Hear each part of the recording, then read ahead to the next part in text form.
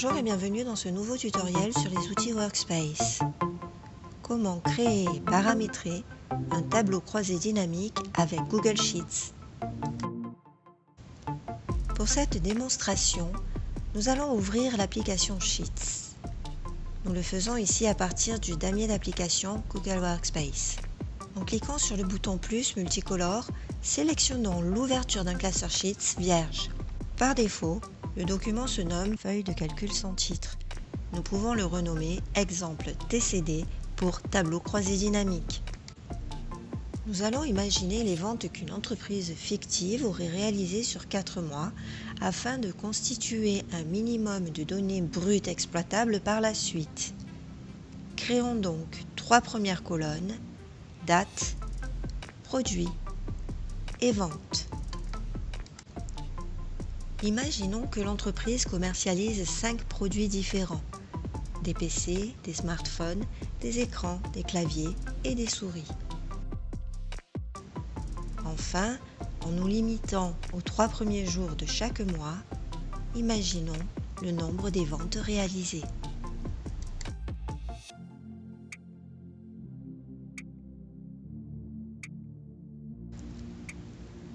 Afin d'agrémenter notre tableau de quelques données complémentaires, nous allons ajouter une colonne de catégories en faisant la distinction entre des produits de catégorie 1 et des produits de catégorie 2 de façon arbitraire. Rajoutons 2 autres colonnes, l'une pour renseigner le mois, l'autre pour renseigner la saison. Maintenant, alors que notre tableau est constitué, nous allons voir comment exploiter ces données par croisement dans un nouveau tableau.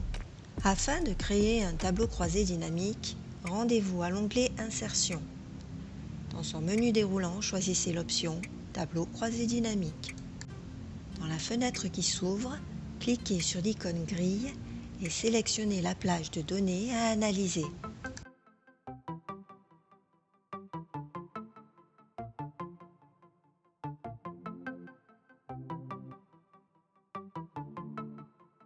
Vous pouvez choisir de faire apparaître vos données dans un tableau croisé dynamique sur la feuille en cours ou sur une nouvelle feuille. Pour notre exemple, choisissons une nouvelle feuille que nous pouvons renommer TCD.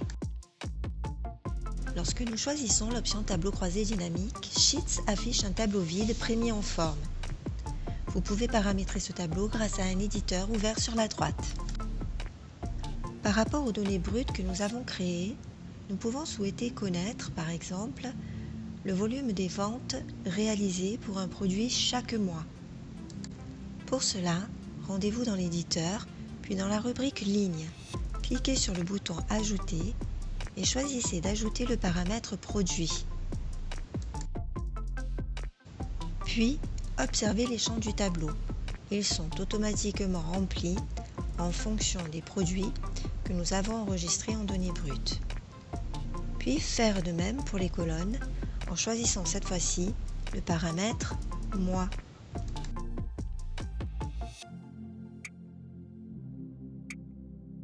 Au croisement de ces deux types de données, nous souhaitons connaître le nombre des ventes réalisées.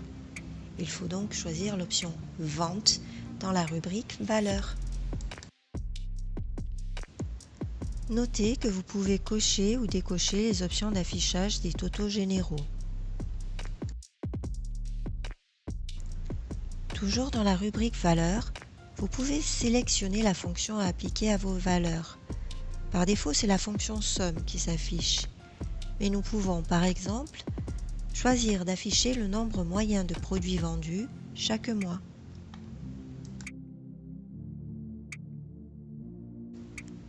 À tout moment, vous avez la possibilité de modifier le contenu de vos rubriques et changer vos paramètres.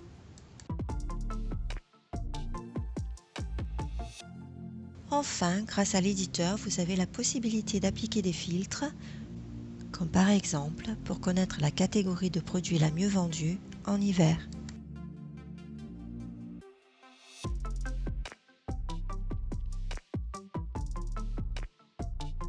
C'est tout pour cette vidéo, merci de l'avoir visionnée.